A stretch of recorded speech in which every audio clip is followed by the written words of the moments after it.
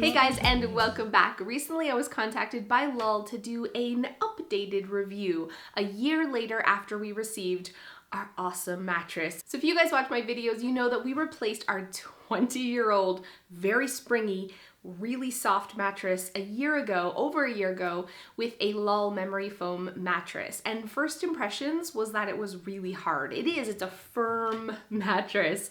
But I have to tell you, I must need a firm mattress because I woke up for the first time in years without any joint pain. Like my hips used to ache every morning, and I have not had that since.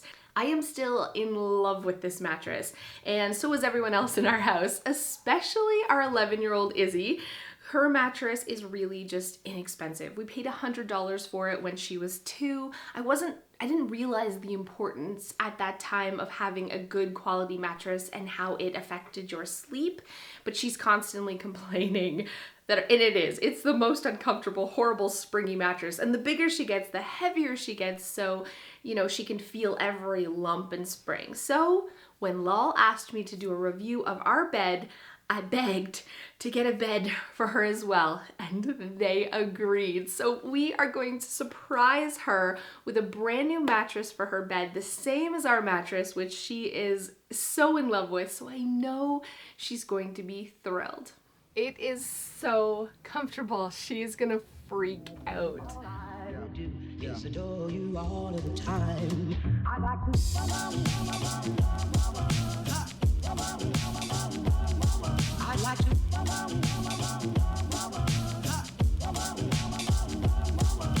to love you every day.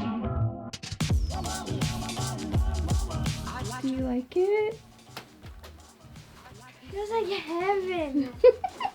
It's so comfy, isn't it? Milo, do you want to try it out? Feels like mommy's bed, doesn't it?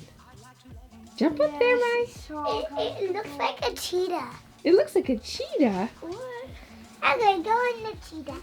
Just as comfy as mom's? It feels like it feels comfier than yours. It feels like heaven. It feels like heaven, yeah. It feels like a cheetah in heaven. As you guys know, I never do sponsored posts, and I don't do product reviews because I just don't feel comfortable doing it.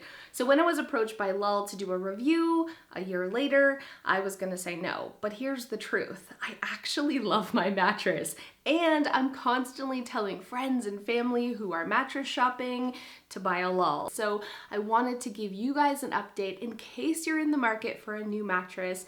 It can be overwhelming. You want to make sure that you're getting a good product for a good price because your sleep is important. And let me tell you, my back thanks me. So I was sharing this review with you today, but don't worry, there won't be other sponsored posts and reviews in the future. This is just a special one. So I'll see you guys next time. Hey guys, so thanks so much for those of you who have stayed to the end. On my adventure to pick up the mattress, last time I picked up the Lull mattress, it was a crazy thing because I shipped to the States as well. And it was like a snowstorm and we got lost. This one was a little bit better, but still crazy. I don't drive to the States very often, and I was just following my GPS to get there, thinking that it was taking me to the bridge, but instead it took me to the tunnel. We don't live that far from Detroit, but I've never taken the tunnel before.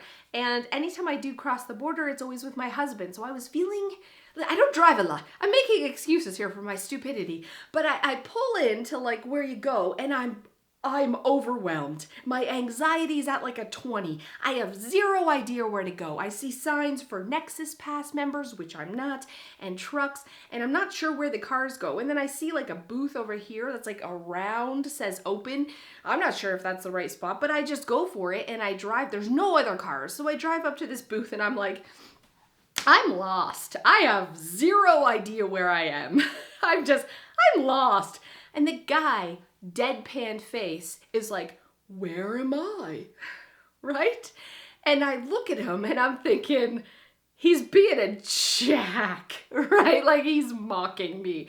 And I was like, I'm just trying to get to the States and I'm not sure where to go. And he's like, I'm not sure where to go. Where am I? And he's spinning in circles in his little booth with like this dumb look on his face.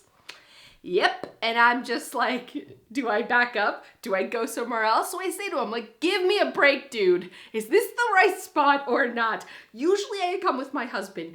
I don't know where I'm going. I'm feeling very overwhelmed. And he's trying to hold back a laugh, but he's like, where's my husband? Where's my husband? It's my first day. What do I do? Mocking me. He's not letting this bit go. He's continuing the mock for a while. So finally I pull out my credit card and hand it to him because I see a sign that says it's $5.